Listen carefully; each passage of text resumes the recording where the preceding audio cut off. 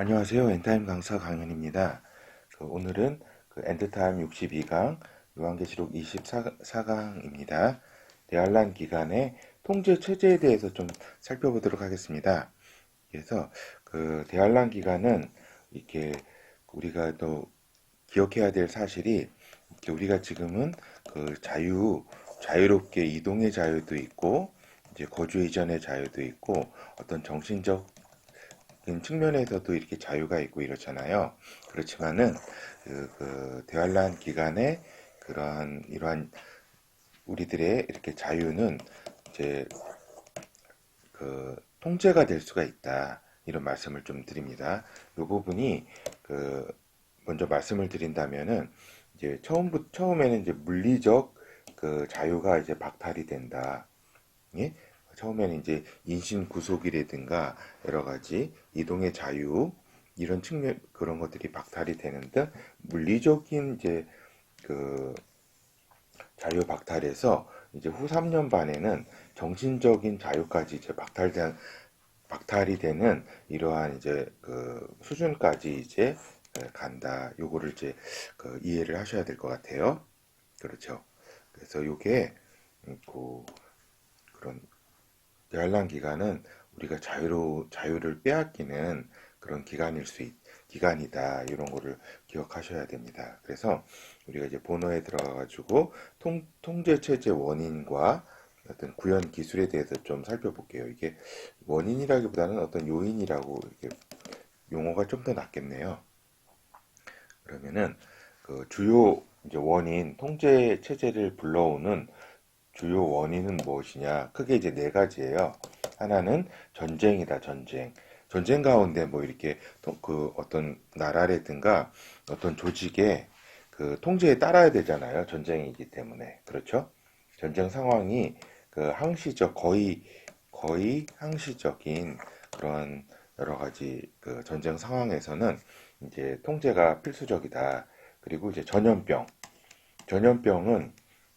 요번 이제 코로나 사태 같은 거는 이제 어떻게 보면은 이러한 이런 걸 우리가 약간의 어떤 통제가 있을 거라는 걸 이제 체감을 하잖아요. 이렇게 전염병은 이것은 그 그렇죠. 통제 체제를 가지고 온다. 통제를. 그래서 이런 것들이 이제 통제는 이제 강제적인 거다. 강제적.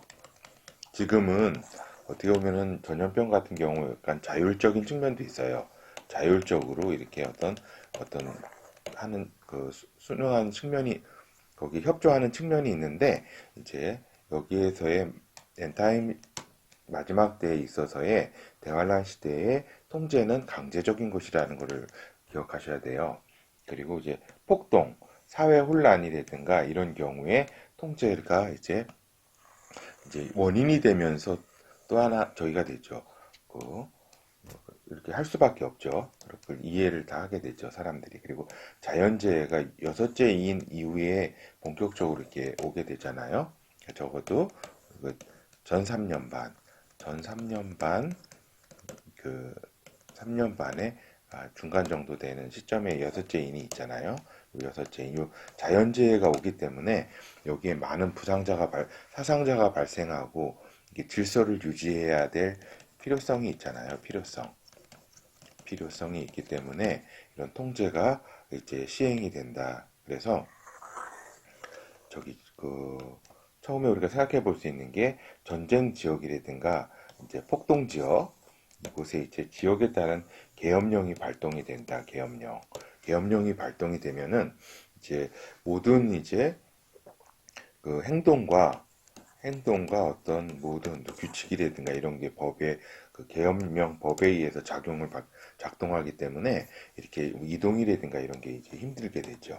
이런 상황들을 제가 지금 이런 상황들을 대략이나마 이해하고 계시는 게 중요합니다. 우리 성도께서는. 그리고 이제 전염병. 전염병은 아까도 위에서 말씀드린 것처럼 통제로 연결되는데 이제 여기에서는 이제 각종 심한 전염병이 이렇게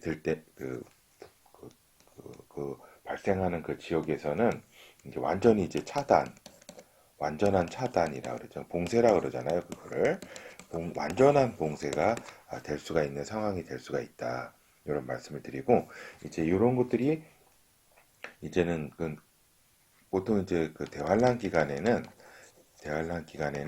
이러한 요인 하나하나라기보다는 이것이 이제 복합적인 합쳐져 가지고 막 전쟁과 그 자연재해, 뭐 자연재해와 사회 혼란이라든가 막 전염병 뭐 이렇게 해가지고 한꺼번에 다 이렇게 저기 할 수도 있고 요인이 다 합쳐질 수도 있고 해가지고 그 요인으로 인해 가지고 이동의 자유가 이렇게 당하는 것이 굉장히 이제 우리가 생존에 있어서는 좀 치명적이다.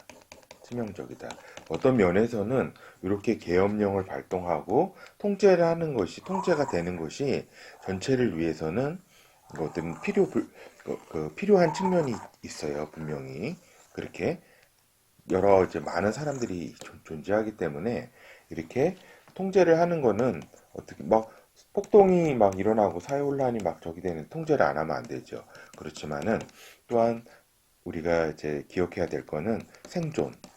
이러한 극한 상황에서의 생존에 가장 어려움을 준다. 가장 어려움을 주는 것이 이 통제가 될 수가 있다. 그러니까 이제 긍정적인 측면도 있지만 성도의 생존에는 아주 가장 큰 어려움이 될 수가 있다. 이동이라든가 이런 게 자유를 박탈당할 때 이곳을 막 벗어나기 위해서 도망가고 막 이런 과정에서 잡히게 되면은 이제 수용소에 이제 끌려가게 되고 이러잖아요. 그렇죠. 이렇게 되면은 거의 이제 살아남기가 이제 힘들죠. 그런 상황이 이렇게 된다. 그래서 이런 통제는 아까 방금 말씀드린 것처럼 정당화되는 요인들이 있어요. 이러한 전쟁, 전염병, 폭동, 사회혼란, 자연재해 같은 것으로 정당화됐죠. 어떻게 보면 통제가. 그렇지만은 이거를 통제 체제를 이제는 어떤 정권이라든가 어떤 조직이라든가 여기에서 이것을 이용, 이용하는 측면도 있다. 이런 사실을 말씀을 드립니다. 그래서 우리가 이제 과학기술 기반 통제 체제에 대해서 좀 살펴보도록 하겠습니다. 그러니까 역사 속에서 지금까지는 어떤 통제들이 있었잖아요. 이렇게 잡아두거나 이렇게 이동의 자유를 있었지만은 어떤 도망가거나 이런 길도 있었어요.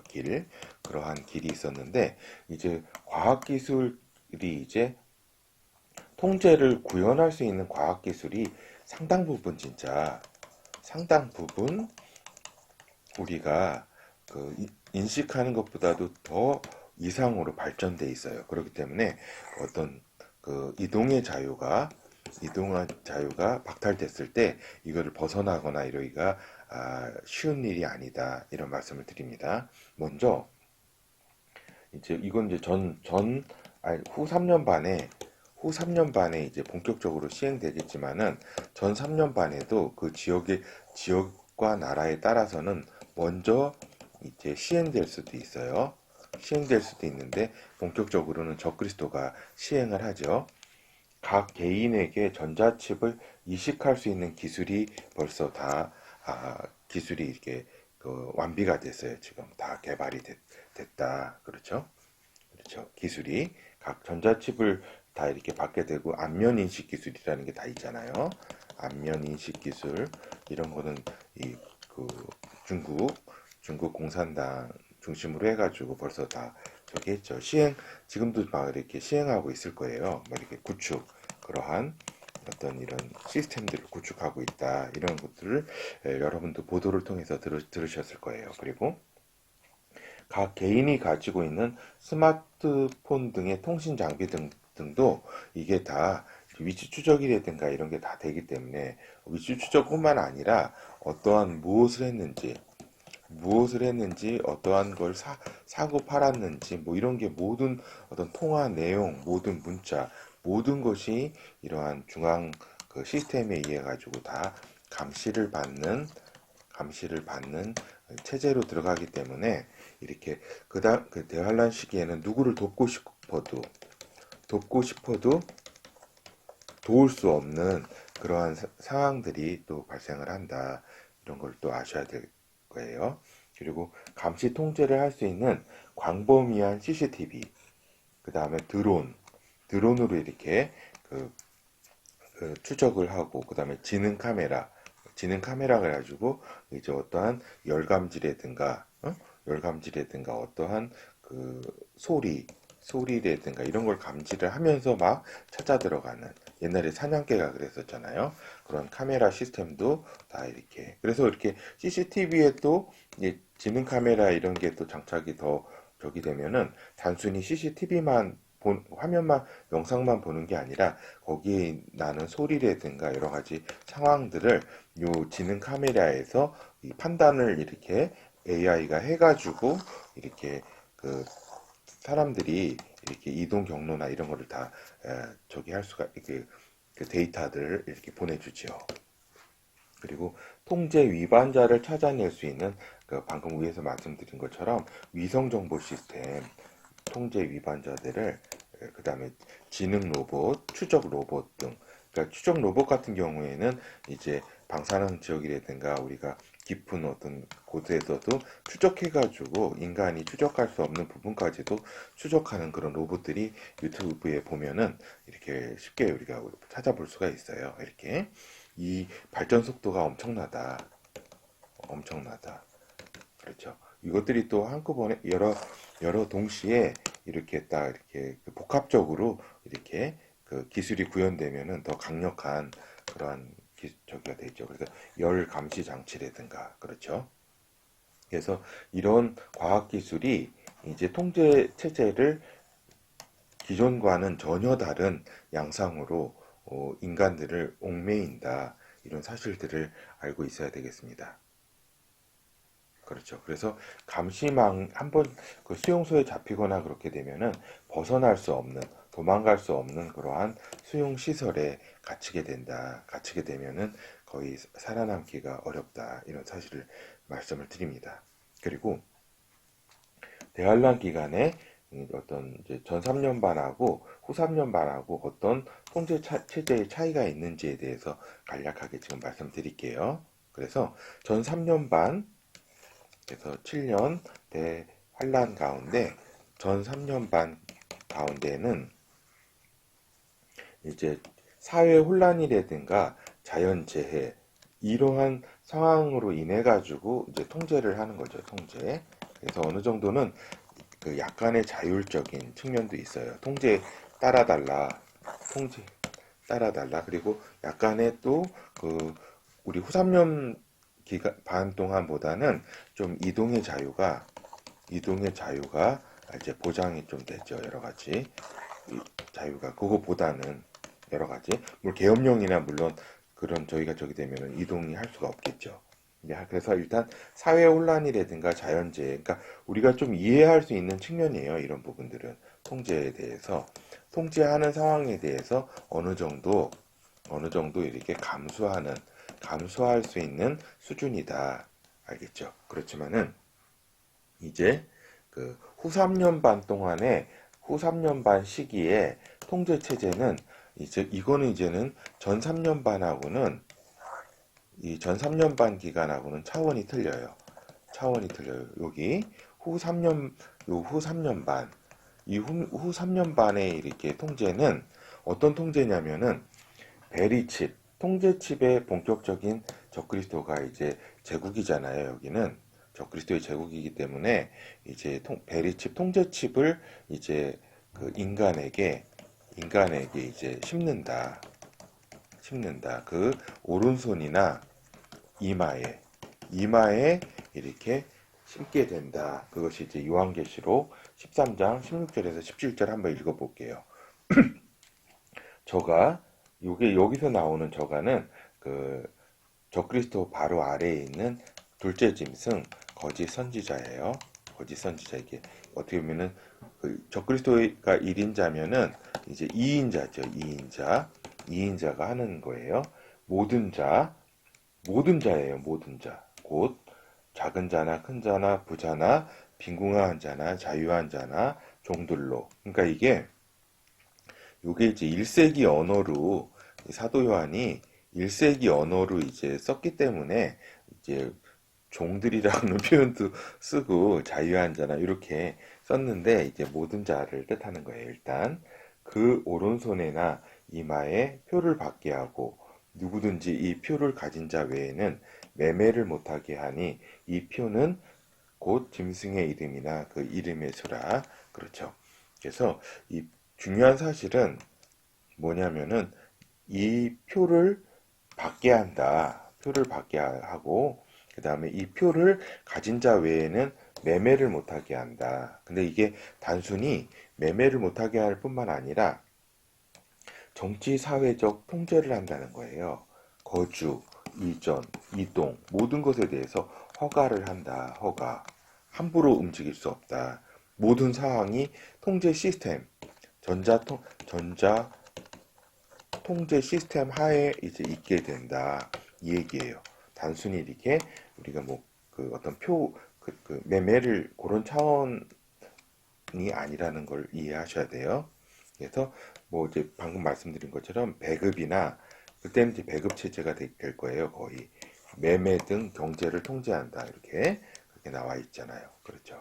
그래서 이게 그 2000년 전에 이렇게 예언이 되었다 있는 사실이 놀라워요. 이게 이제 19세기만, 그러니까 20세기 초반만 하더라도 이게 이제 무슨 얘기인가 했어요, 사람들이. 근데 이제 지금은 우리 그 성도들이 아니더라 알지라도 이게 충분히 이렇게 그 표를 이렇게 인간에게 이식하고 이럴 수 있다라는 사실은 지금은 다 알아요. 다 알잖아요. 그렇지만 벌써 20세기 이제 중반만 하더라도 이게 이제 무슨 얘기인지를 몰랐어요. 이렇게 알겠죠. 그러니까 이제 이런 거가 하나의 그냥 상징으로만 이렇게 알고 있었죠. 그래서 이거는 단순히 이제 칩을 박는다. 표를 박는다는 거는 전에도 말씀드린 것처럼 단순히 단순히 어떤 그 효율적인 어떤 경제 이런 분배를 뭐 이렇게 되기 위해서 이런 차원이 아니라 적그리스도인 노예화를 의미한다는 거예요. 사단의 인을 박는 것이다라고 하는 의미가 본질적 의미라는 것을 말씀드린 적이 있어요. 이제 정신적 통제와 사상 종교적 통제를 완전히 가한다. 알겠죠? 그것이 이제 구체적으로 나타나는 것이 우상 경배 체제. 그래가지고 이 거짓 선지자가 각 지역에, 그러니까 그 예루살렘 성전을 비롯해가지고 각 지역에 이제 우상을 이제 건립을 해요. 적그리스도의 그 우상을 거짓 선지자가 해가지고 거기에 이제 절하게 하고 그렇게 하죠. 우리가 그러한 그림자를 어디서 봤어요? 그림자를 저기서 봤잖아요. 이렇게 북한의 예? 북한의 김일성 경배 체제 거기 이제 북한의 김일성 경배 체제 있잖아요. 우상 경배 체제에서 그 그림자를 봤잖아요. 그렇죠.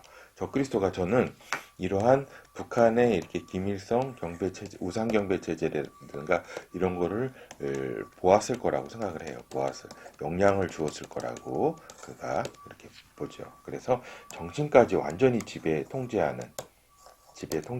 정신까지. 그래서 그것이 그 요한계시록 13장 15절. 저가 이게 거짓 선지자예요. 권세를 받아 그 짐승의 우상에게 생기를 주어 그 짐승의 우상으로 말하게 하고 또 짐승의 우상에게 경배하지 아니하는 자는 몇이든지 다 죽이게 하더라. 다 죽인다는 거예요. 짐승의 우상을 세우고 거기에 경배하지 않으면은 다 죽인다. 알겠죠? 정신까지 종교 사상, 정신 모든 거를 이제 통제를 한다. 통제. 알겠죠?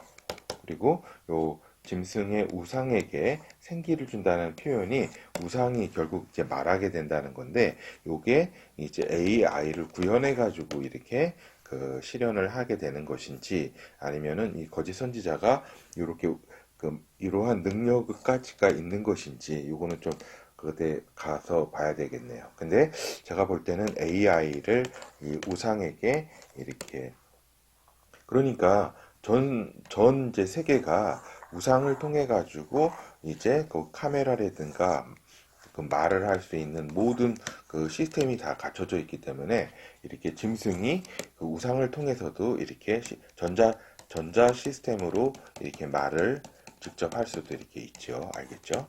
그런 상황들이 그 여러 가지를 예측할 수가 있다. 이거는 이제 하나의 예측이죠.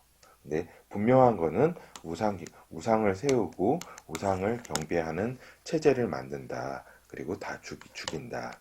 그래서 도시, 즉 문명화된 지역에서는 통제 체제를 벗어나기가 굉장히 어렵다. 알겠죠? 그래서 말씀드리면은 이렇게 지금 한국이라든가 일본이라든가 이렇게 그다음에 중국에서도 서부 지역 있잖아요. 서부 지역 이런 데서는 그러니까 문명화된 곳은 이렇게 통제 시스템에서 벗어나기가 어렵다. 통제 시스템에서 이거 잘 아셔야 돼요. 대도시, 문명화된 곳, 미국이라든가 이런 곳에서도 이제 오지가 아닌 대도시라든가 이런 데서는 벗어나기가 어렵죠. 그래서 성도들이 이렇게 도망가야 될 상황이 오면은 광야라든가 광야하고 완전한 사막은 약간 틀려요. 알겠죠? 여기는 이제 사막은 완전히 먹을 것이 없는 곳이고, 광야는 그래도 약간의 저기가 있는 곳이죠. 그 사막보다는 조금 이제 환경이 조금 얼추 비슷한데 그래도 조금 나아요. 그리고 이제 방사능 오염 지역이라든가 그 다음에 아주 추운 시베리아 깊은 곳이라든가 추운 곳이라든가 깊은 산맥 이렇게 문명화된 곳에서는 산 이런 건 아니에요. 안 돼요. 등으로 피해야 한다. 이런 걸 좀 말씀드렸었고 그래서 이제 간략히 이제 우리가 결어를 살펴보도록 할게요. 그래서 우상 경배 체제 그래서 사상과 종교까지도 의식까지도 완전히 통제당한다. 알겠죠? 통제를 하는 그런 체제다. 요거는 특히 그 이제 후 3년 반 적그리스도의 체제에서는 완전 통제, 완전 이제 통제가 이루어진다. 이렇게 말씀을 드렸습니다. 그리고 이거를 충분히 구현할 수 있는 과학적 시스템이 이미 그 기술이 다 도달돼 있다. 알겠죠? 그리고 그래서 이제 결국 자유의지를 박탈한다. 인간에 대한. 그리고 자유의 종말. 자유라는 거는 인간의 어떤 본질적인 권리예요. 권리이고 어떤 본질적인 어떤 생존의 그 모습이죠. 그러니까 자유의지 때문에 인간이 결국 뭐 타락하게도 됐지만은 하나님을 떠나게 됐지만 인간의 자유의지가 굉장히 하나님의 큰 선물이죠. 어떻게 보면은 선물. 하나의 로봇이 아니라는 거잖아요. 캐릭터를 가지고 의지와 자신의 감정을 가지고 그걸 표현할 수 있고 자기의 생각을 가질 수 있다는 거 아니에요. 하나의 개체적 존재의 어떤 본질적인 어떤 그 모습 아니에요. 자유의지라는 게 요인 아니에요. 그렇죠. 그렇게 된다. 근데 이제 요 자유의지를 적그리스도는 완전히 그 없애고 이제 통제를 하는 그런 시스템으로 만든다. 그러니까 한 사람을 우리 경배해야 되는 인간, 적그리스도를 경배해야 되는 그러한 이제 체제를 만든다. 그렇죠. 그것이 과학기술이 가능케 한다. 알겠죠? 그래서 7년 대전쟁은, 아니, 7년 환란에는 통제의 일상화, 그렇죠. 그리고 또한 혼란의 일상화예요. 이 두 가지에 어떻게 보면 약간 모순되는 상황인데, 혼란이 이 7년 대환란 기간 동안에 혼란이 진짜 항상 있고, 또 통제가 또 항상 있는, 그렇죠. 양립하기 좀 어렵지만은, 그러한, 그런 모습을 보인다. 그렇죠. 그래서 통제 체제가 어떠한 지역에, 그렇죠. 어떠한 지역에 시행되기 전에, 어떤 나라, 지역에 시행되기 전에, 어떠한 우리 성도들이 타이밍을 잘 받아가지고, 받는 게 아니라 잘 잡아가지고, 벗어나는 것이 중요하다. 생존하기 위해서는 알겠죠. 그러기 위해서는 제가 이렇게 쭉 지금까지 이렇게 강의하는 여러 타임테이블, 대환란 기간의 라인에 따른 일어나는 일들이 있잖아요. 일어나는 일들에 대한 이러한 여러 가지 상황들을 이렇게 다 미리 좀 알고 있어야지 이렇게 이런 타이밍을 잡기에 자기가 이제 어느 때 이제 이렇게 벗어나야 되는지 이런 걸 알죠. 그리고 하나님과의 교제를 통해 가지고 성령의 음성을 잘 들을 수 있는 그런 수준이 이렇게 기본적으로 되어 있어야 되겠죠. 뭐 주님이 순교하라면은 뭐 순교하는 거고 그거야 뭐 너무 당연한 거고. 그리고 이제 거리에서 보면 이제 스산한 우리가 지금 한 장면을 제가 그냥 생각이 난 거예요. 거리에는 스산한 날씨와 사람이 없는 상태에서 적막한 상태 있잖아요. 그러면서도 공포에 휩싸인 어떤 그런 도시 있잖아요. 우리가 영화 같은 데 보잖아요. 그러한 것이 어떻게 보면은 이게 환란 기간에 어떤 일상이다. 사람을 만나면, 인간을 만나면 이제 두려움, 서로 이제 어떤 반목과 어떤 그런 두려움으로 이렇게 지낼 수밖에 없는 그런 환경이다라는 말씀을 이제 드리면서 이제 결국 오늘은 이제 대환란 기간의 통제 체제에 대해서 살펴보았습니다. 감사합니다.